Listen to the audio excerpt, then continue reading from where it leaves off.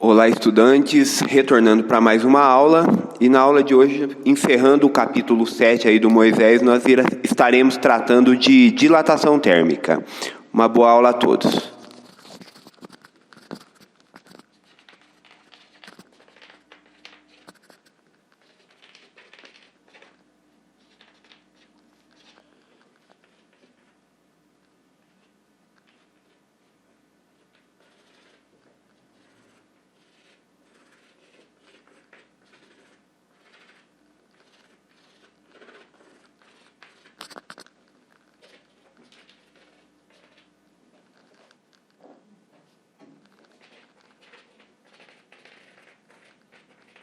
Bem, pessoal, então, para tratar de dilatação térmica, nós precisamos olhar para a matéria de uma forma mais profunda, a nível microscópico. E o que significa isso? Olhar para lá é entender que os átomos que compõem os sólidos, eles não são estáticos. O que é a temperatura? Temperatura nada mais é que a energia translacional desses átomos. Então, para olhar para a matéria de maneira mais profunda, e em um modelo bem simplificado, não é uma aula de estado sólido isso, é tentar tratar de dilatação térmica olhando o que realmente está acontecendo com os átomos num sólido. Então, nós podemos pensar que os átomos, eles estão no sólido e eles estão ligados uns aos outros por uma mola imaginária. As forças que estão agindo ali são outras, tá?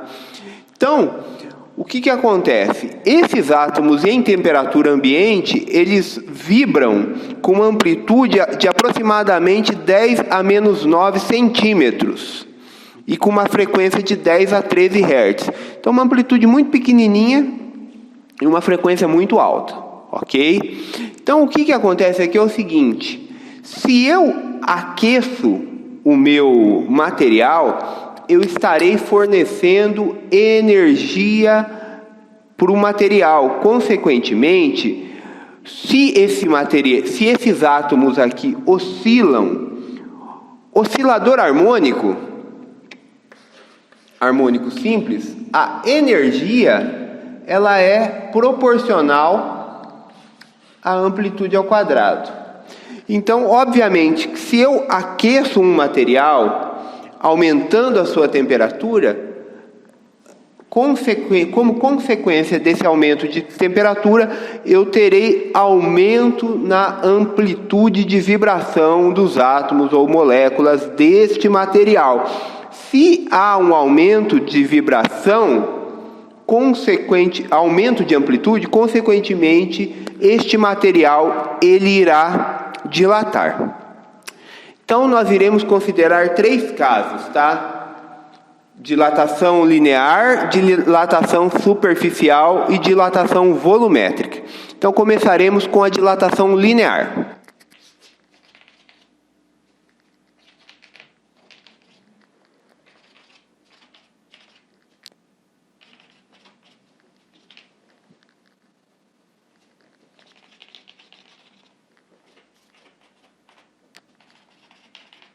Vamos pensar numa barra fina e olhar para essa barra fina, o que acontece se eu variar infinitesimalmente, se eu variar pouco a temperatura.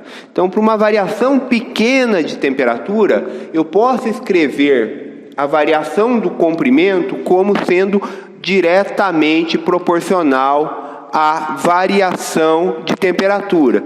Então, o que vai ser a minha variação do comprimento? A minha variação do comprimento ΔL, ela vai ser uma constante de proporcionalidade, que é o alfa, o comprimento inicial da barra, vezes a variação da temperatura.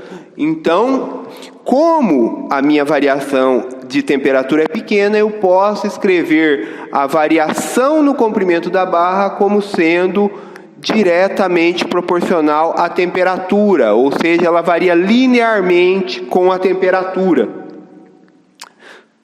Então, o alfa, então esse alfa aqui é o coeficiente de dilatação linear. L0 é o comprimento inicial da barra.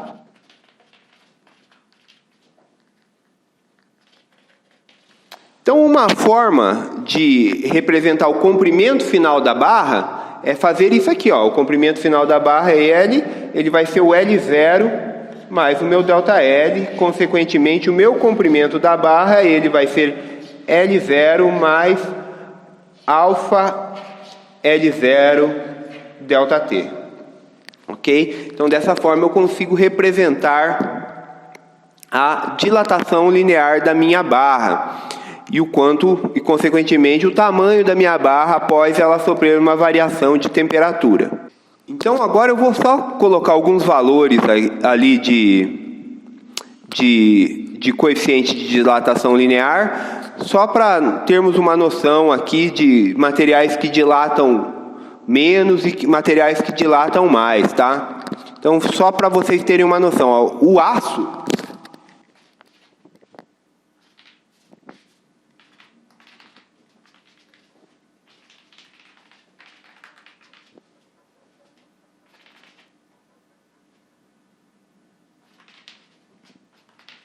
então, só para ilustrar aqui, ó.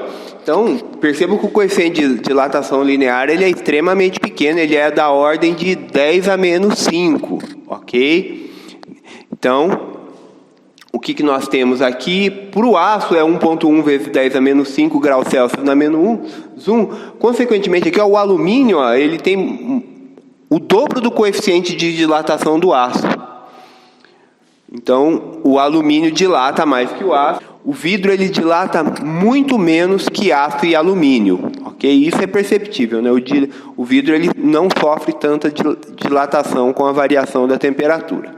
Então, essa é uma propriedade do material. Agora que nós obtivemos a expressão para dilatação linear, nós iremos obter a expressão para dilatação superficial.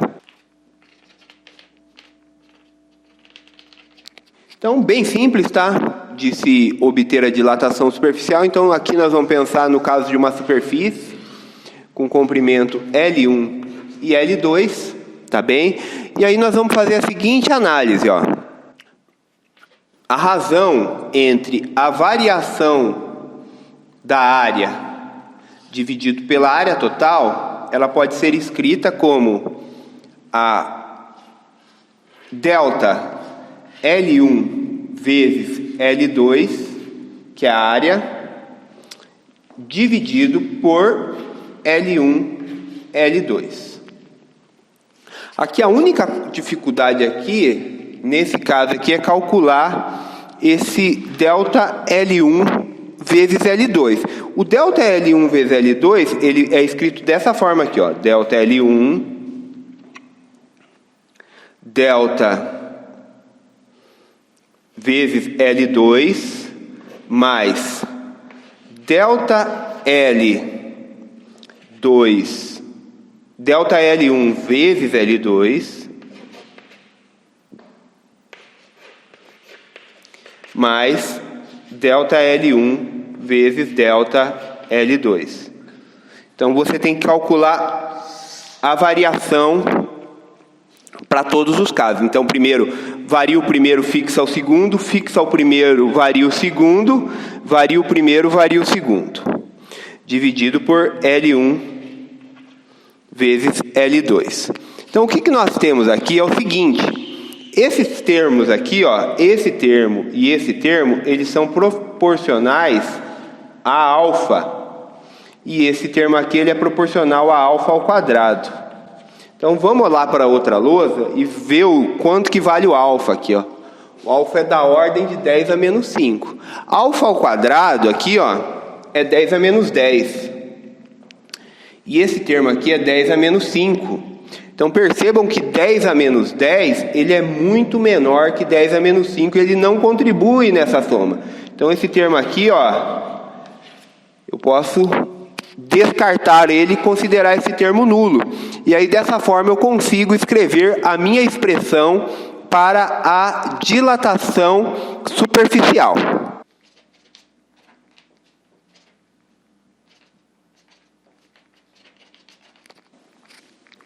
Então, pessoal, aqui nós vamos precisar resgatar a expressão da dilatação linear.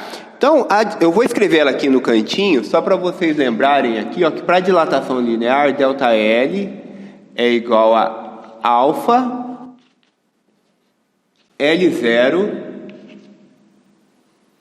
ΔT. Então, consequentemente aqui, ó, ΔL dividido por L0 é igual a alfa ΔT. Ok? Então agora, pessoal, nós sabemos que ΔL1 dividido por L1, ele é alfa ΔT. E ΔL2 dividido por L2, ele é alfa ΔT. Então eu sei que ΔA dividido por A, ele é igual a 2 alfa ΔT. Consequentemente, eu posso escrever a minha variação superficial como sendo 2 vezes alfa A ΔT. Ok? Então, essa é a minha dilatação superficial. E, consequentemente, a minha variação na área, eu posso escrever que A ele vai ser igual a 1 a 0 mais 2 alfa a 0 ΔT. Então, a minha dilatação superficial, ela vai ser igual a área superficial mais 2 vezes alfa a área superficial vezes a variação de temperatura. Então, pessoal, repetindo o desenvolvimento para a dilatação volumétrica. Então, vamos representar um volume de um cubo aqui. Então, para a dilatação volumétrica, vamos representar um volume de um cubo aqui, ó. Esse cubo ele tem L1, L2 na face e L3 de profundidade aqui. Ok? Então, basicamente, o desenvolvimento é o mesmo, né? Nós vamos fazer isso aqui, ó. ΔV dividido por V, ou seja, a razão entre o volume dilatado e o volume inicial, ele vai ser o quê? Delta, o V, o que é? L1, L2, L3, dividido por o V, que é L1, L2, L3. E aí temos que fazer todo aquele desenvolvimento para calcular esse delta desse produto. Então, vamos fazer o delta desse produto aqui. Então, primeiro, o que nós vamos fazer? O que é fixar 2 e variar 1. Fixar 2 lados e variar 1. Então, nós vamos ter isso aqui, ó, ΔV sobre V vai ser igual, fixando 2 e variando 1, vai ser ΔL1 vezes L2, L3, mais L1, ΔL2, L3. Agora eu vou escrever mais L1, L2, ΔL3. Falei que ia escrever e continuei falando. Então esse é o meu primeiro termo, dividido por L1, L2, L3. Agora, como é uma soma, agora eu vou fixar 1 e variar 2.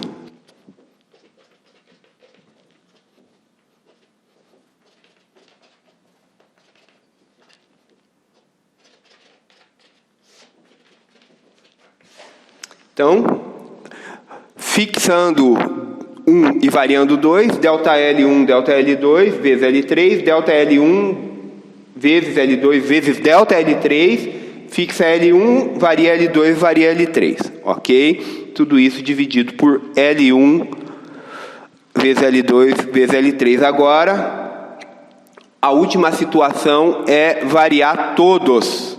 Não sei porque eu fiz esse risco tão grande.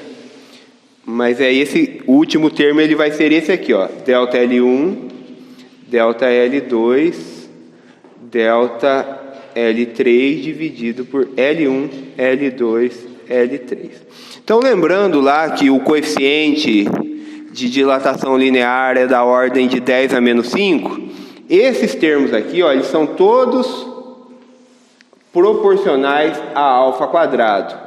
Este termo aqui, ele é proporcional a alfa ao cubo. Então, alfa ao quadrado da ordem de 10 a menos 10, alfa ao cubo da ordem de 10 a menos 15 e alfa em primeira potência 10 a menos 5. Então, percebam que esses termos aqui eles são muito menores, de modo que eu posso cancelá-los aqui e desprezá-los, tá?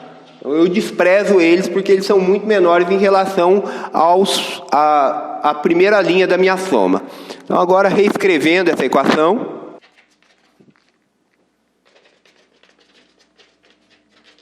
Então, reescrevendo e fazendo as simplificações necessárias, eu vou ter que ΔL1 dividido por L1, mais ΔL2 dividido por L2, mais ΔL3 dividido por L3. Então, isso aqui é alfa ΔT. Isso aqui é alfa ΔT. E isso aqui é alfa ΔT. Então, nós conseguimos escrever a razão, volume, a variação do volume dividido pelo volume total como sendo 3 vezes alfa ΔT. Então, consequentemente, a minha dilatação volumétrica ela vai ser 3 vezes alfa V ΔT, onde V é o volume inicial, ou escrevendo o meu volume final. Meu volume final ele vai ser o volume inicial mais 3 vezes alfa V0 ΔT. Então, só precisamos fazer uma discussão aqui agora, o que é o meu coeficiente de dilatação volumétrica e o que é o meu coeficiente de dilatação superficial. Então, o meu coeficiente de dilatação superficial, ele vai ser 2 vezes o meu coeficiente de dilatação linear, e o meu coeficiente de dilatação volumétrica ele pode ser escrito como 3 vezes o coeficiente de dilatação linear.